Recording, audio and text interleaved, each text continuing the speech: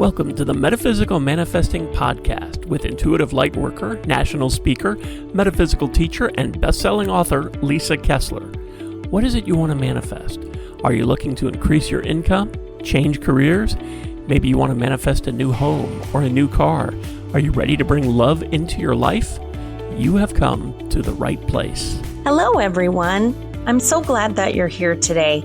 So I have heard from a lot of people recently because of all of the violence we keep seeing on the internet, and there are struggles all around us. And I've had a lot of people who are reaching out who are struggling, holding the light when the rest of the world seems so dark. And so I just wanted to talk about this just from the heart. We're living in a time where the collective energy around us, it feels heavy. There's grief, fear, anger, and uncertainty. It's moving not only through the United States, but the whole world. And when that happens, keep in mind that that is a very low vibration, and it wants to pull all of us into it. It can be really hard to know, how do we stay aligned without shutting down or becoming overwhelmed by everything that's coming at us all the time. So today I really want to talk about how we can manifest during tough social times, how to hold light for yourself and for the greater good without bypassing the reality of the world is on fire, right? And I think it's really important that you acknowledge that without trying to escape or bypass it, because manifesting isn't about pretending that everything is okay. It's not. It doesn't mean ignore pain and injustice or suffering, because I believe that true manifesting, it begins with awareness. You are allowed to feel sad, but also still hold on to hope.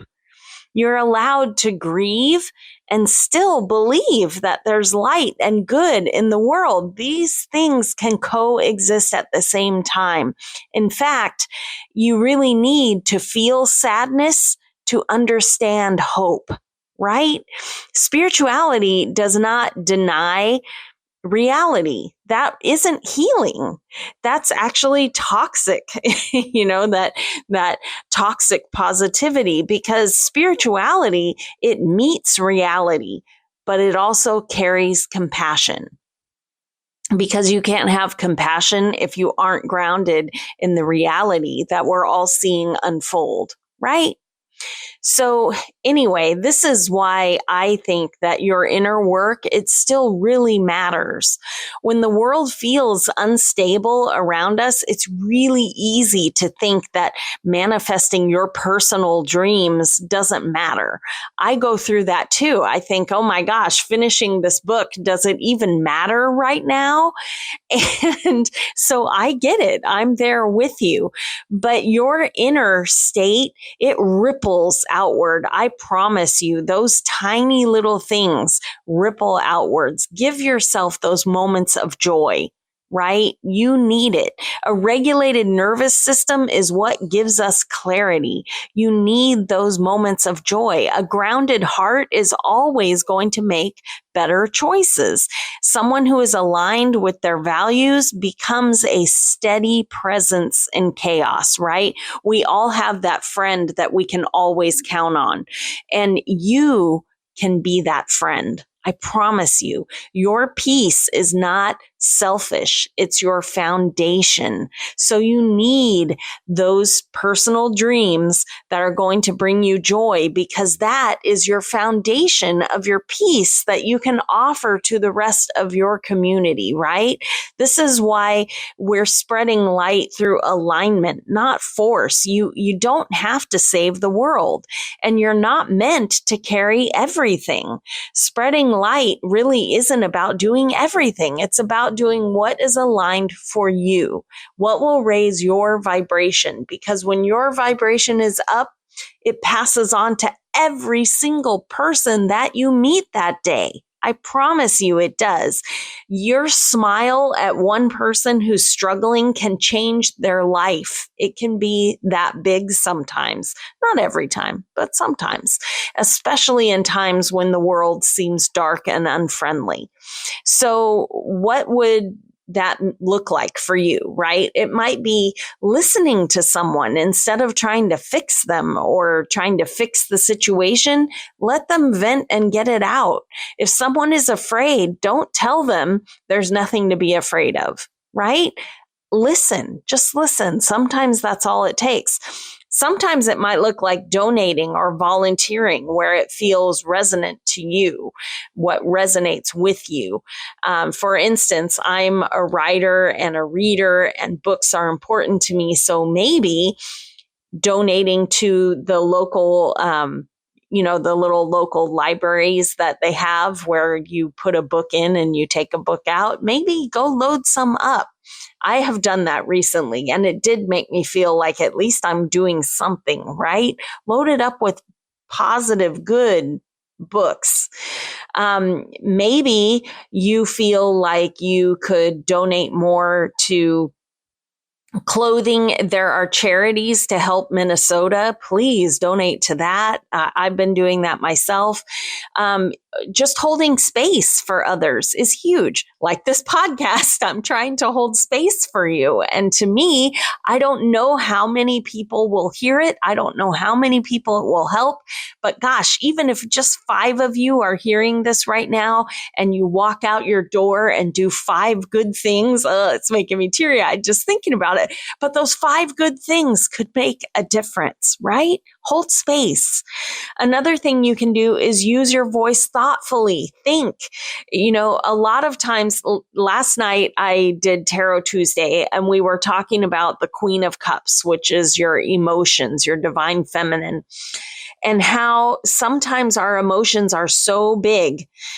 And sometimes we communicate through our emotions without thinking things through. And so use your voice thoughtfully, right? Think of how you can help. Be a helper. And still try your best, even though things might be extra ragey right now. Choose kindness in small, consistent ways. Small, consistent things. What is one kind thing you can do today? Because again, it's the ripples. You don't have to change the world, but your kindness can ripple out and touch 100 people. Suddenly it's a tidal wave, right? So anyway, something to think about right now is just, what can I contribute? What can I do right now? And it doesn't have to be big, I promise. Tiny baby steps. So manifesting is not only just your personal dreams, but it's a collective. Imagine if everyone in your community manifested their biggest dream. What would that do for your community as a whole? It raises everyone up. Right? Your whole community is just brimming with this positivity. It's a collective. So when you set your intentions, maybe set them for safety, healing, justice, compassion, connection. When you think about all those things, you are actually contributing to the collective energy field. Group intention is powerful.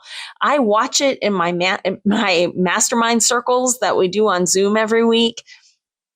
So much amazing change happens simply because we get together. We show up every week and we send energy every week for our circle, and everyone manifests amazing miracles. It's like having a shared visualization, focused energy.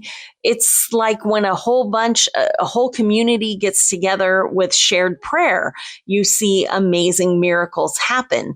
And even when the results aren't immediate, it doesn't happen, instantly, you can feel the energy shift away from fear, more to hope.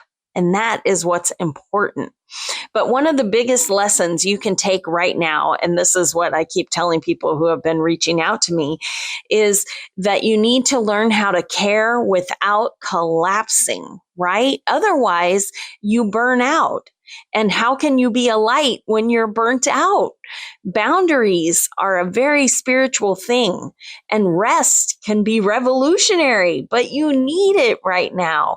Hope is actually an act of courage. You have to be brave to hope, right? Think of all those times you've had a big disappointment and you're like, never again, I'm never doing it again, right? But then gradually you become brave again. Gradually you find your courage and you try just one more time. Hope is an act of courage.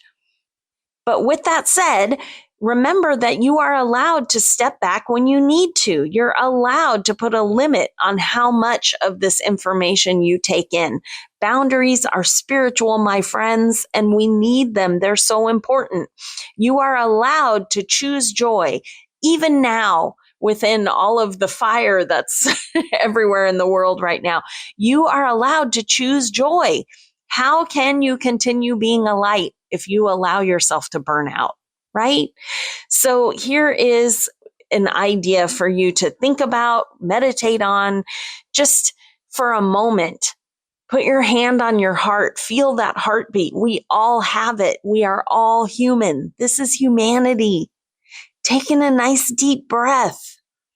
Understand that every breath that every human being takes is a miracle. It's a miracle. You don't have to force change. Just be present when you can. And when you can't, pull back without guilt. We need your joy. The world needs your joy. So choose alignment over despair, right? And when you start to feel numb to all of it, choose compassion. Go back, feel that heartbeat, walk in nature. Remember that we're all one. And choose light over fear. Choose light over and over again. It's so important. And thank you for showing up. Thank you for listening. Thank you for embracing the humanity with an open heart. Thank you for being willing to care. I'm sending you all so much light and love. And right now, that feels revolutionary. Send it out, my friends. Thanks for listening to the Metaphysical Manifesting Podcast with Lisa Kessler. If you have questions or comments, or if you'd like to work with Lisa to manifest your dreams, you can connect with her through her website at metaphysicalmanifesting.net. That's also where you can claim your free weekly tarot reading and manifesting tips. Make sure you subscribe or follow the Metaphysical Manifesting Podcast on your favorite podcasting site so you never miss another episode. As Lisa likes to say, we can make magic when we bring the universe into the equation. Remember, you don't have to do it alone. If you'd like more information about Lisa, Metaphysical Manifestation Mentorship, or the Manifesting Magic Mastermind, visit her website at metaphysicalmanifesting.net.